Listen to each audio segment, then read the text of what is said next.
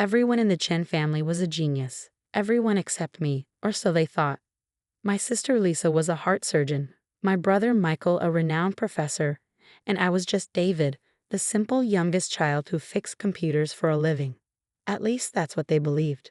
The memory of my last family dinner before everything changed still makes me smile. It was my father's 65th birthday, and everyone had gathered at the family mansion, a house that screamed old money and older judgments. "David, are you still doing that little computer repair thing?" Lisa asked, cutting her steak with surgical precision. Her designer watch caught the light, a not-so-subtle reminder of her success. "Yes," I replied simply, used to these conversations. "Still fixing computers." Michael snorted into his wine glass. 15 years since high school, and you're still basically a glorified tech support. Remember when Mom and Dad thought you might be a late bloomer? Our mother, Grace Chen, sighed dramatically. "If only you'd applied yourself like your siblings, David." We even offered to pay for college multiple times. I pushed food around my plate, thinking about the real reason I declined their money for education.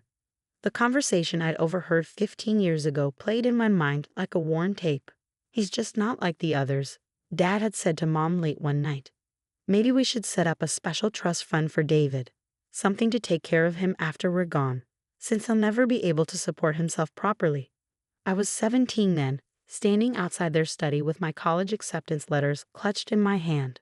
Acceptances I never showed them. That night changed everything. "At least he's good with computers," my father, William Chen, said now at the dinner table, his voice carrying that familiar mix of disappointment and condescension. "Everyone needs their computer fixed sometimes."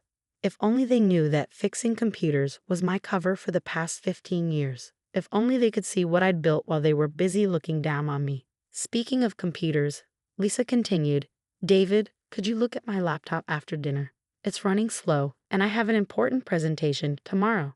"Sure," I agreed quietly. No charge as always. "Well, it's not like you could charge your successful sister your usual rates." Michael laughed. "What is it now, $50 per hour?" Mom patted my hand with false sympathy. "Darling, you should really think about taking some business classes at the community college.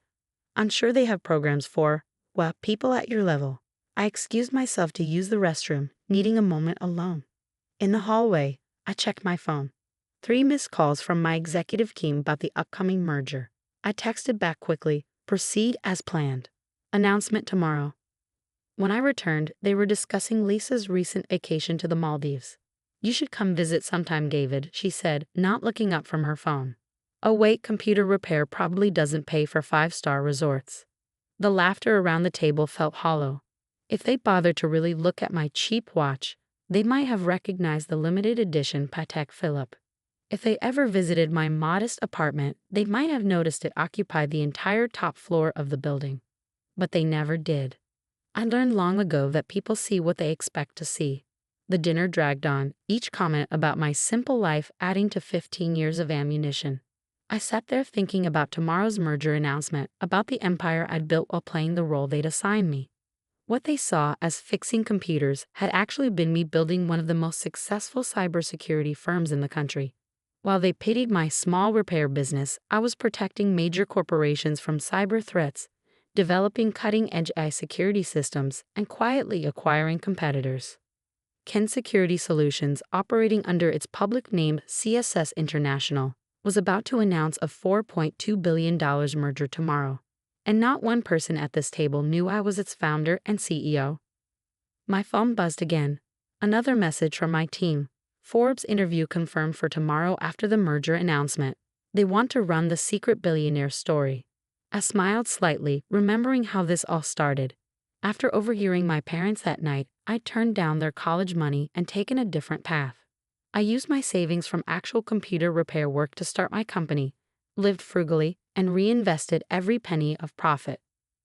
While my siblings flaunted their success, I built something bigger than they could imagine.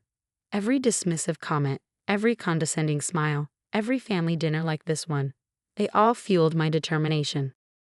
"David, are you even listening?" Mom's voice cut through my thoughts. "We're discussing your father's retirement party next month. Try to dress appropriately this time, and please, no talk about computer repairs with the guests." I nodded obediently, playing my role one last time. Tomorrow, everything would change. The merger announcement would make headlines, and my family would finally learn the truth about their simple son. But fate had other plans. Later that night, as guests were leaving, Dad collapsed in the foyer. The next few hours were a blur of ambulances, hospital corridors, and harsh fluorescent lights. My siblings took charge, of course. Lisa with her medical knowledge, Michael with his authoritative presence. They relegated me to coffee runs and filling out paperwork, assuming I couldn't handle anything more complex. I let them, even as I coordinated with my company's board about delaying tomorrow's merger announcement. None of them noticed me quietly pulling strings to get Dad the best cardiac specialist in the country, or arranging for a private medical suite through my company's connections. But it wasn't enough. 3 days later, William Chen, patriarch of the Chen family and my biggest doubter, passed away in his sleep. The merger announcement was postponed indefinitely as I dealt with a more immediate concern: the family will reading scheduled for next week. As I sat in my penthouse office that night, staring at the city lights below, I realized that Dad had died never knowing who I really was. Part of me had always hoped to prove him wrong, to show him that his simple son had built something extraordinary. Now it was too late. My phone rang. It was Harrison Wells, Dad's lawyer. "David, there's something you need to know before the will reading. Your father made some changes recently." His words made me sit up straight, 15 years of carefully maintained composure cracking just a little. The next family gathering would be very different from the last one. The day of the will reading dawned bright and clear. I arrived at Harrison Wells' law office early, dressed in my usual simple attire, though this time it was a carefully chosen Brunello Cucinelli suit made to look unremarkable. My siblings were already there, of course. "David," Lisa nodded dismissively. "I'm surprised you found the office. Did you need GPS?" Michael snickered. He probably stopped to fix the receptionist's computer on the way in. Mom just sighed, adjusting her designer morning outfit. "Children, please. Today is about your father." Harrison Wells watched this exchange with an odd expression. He'd been Dad's lawyer for 30 years, and the only person outside my company who knew my secret. Dad's last-minute changes to his will had surprised even him. "Now that everyone's here," Harrison began, "let's proceed with the reading of William Chen's last will and testament."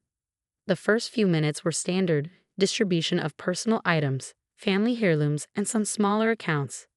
Lisa got Dad's vintage car collection, Michael received the vacation properties, and Mom was given the main family estate. "And now," Harrison continued, "we come to the primary estate and the controlling interest in Chen Global Investments." My siblings leaned forward. Dad's investment company was worth billions, the source of our family's wealth for 3 generations. "The controlling shares of Chen Global Investments," Harrison read, "are to be placed under the management of my youngest son, David Chen." The room exploded. "What?" Lisa shot to her feet. "That's impossible. He can't even manage his own checking account." Michael turned to Mom. "This has to be a mistake. Dad would never." "There's more," Harrison cut in firmly. "The management of these shares comes with one condition. David must prove his business acumen by demonstrating a net worth of at least $1 million independently earned within 30 days of this reading." My siblings relaxed visibly. "Well, that's a relief," Michael smirked.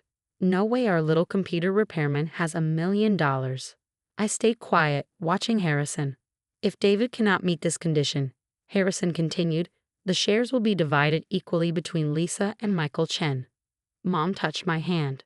"Darling, your father meant well. But perhaps it's best to just sign the shares over to your siblings now. Save everyone the stress of waiting 30 days. That's when Harrison pulled out another document. "Actually, as David's personal attorney for the past 12 years, I can verify his net worth right now." The room went still. "What do you mean, his personal attorney?" Lisa asked slowly. "Why would David need?" Harrison placed a folder on the table. "I present certification of David Chen's current net worth as CEO and majority shareholder of CSS International, parent company of Chen Security Solutions." He opened the folder, revealing financial statements, company valuations, and a recent Forbes article draft with my photo on it. Current net worth, approximately $8.7 billion. The silence was deafening. That's impossible," Michael stammered. "CSS International?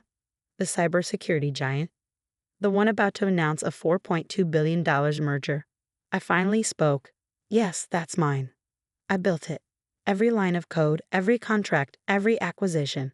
While you were all busy mocking my computer repair business. Lisa had gone pale, probably calculating how many times she demanded free tech support from a billionaire. But why didn't you tell us? Mom whispered. I stood straightening my simple suit. Remember when I was 17, and you and Dad decided I needed a special trust fund because I'd never succeed on my own? I heard everything that night, so I decided to succeed without your money, without your connections, without your name. All those times you came to family dinners in cheap clothes, Michael began. Bespoke suits made to look ordinary, I corrected. My watch collection is worth more than your house, brother. I just never felt the need to show off. The apartment you live in. Lisa started.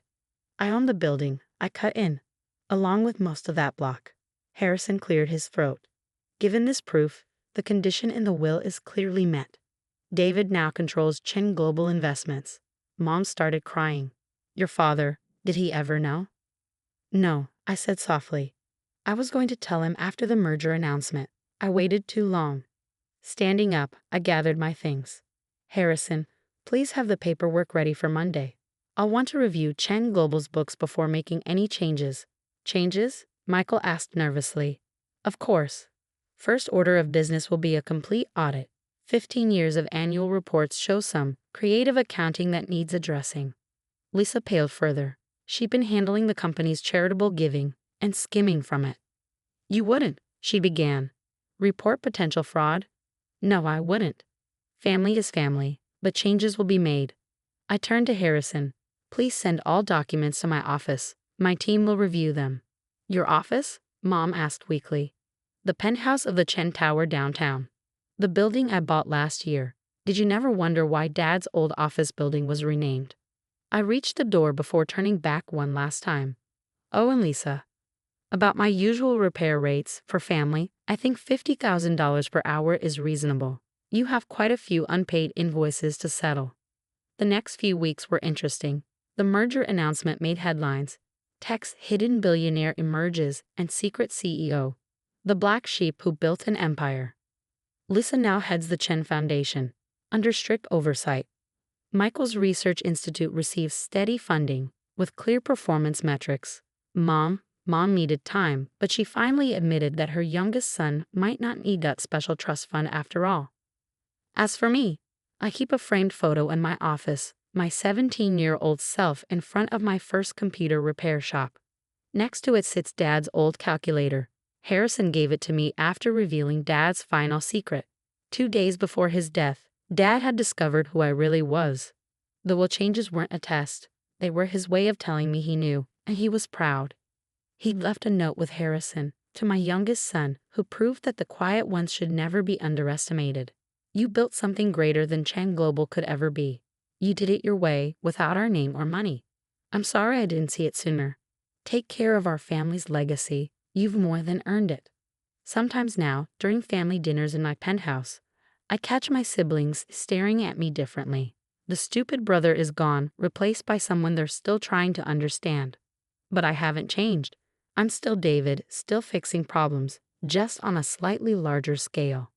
And yes, I still do computer repairs. For $50,000 an hour.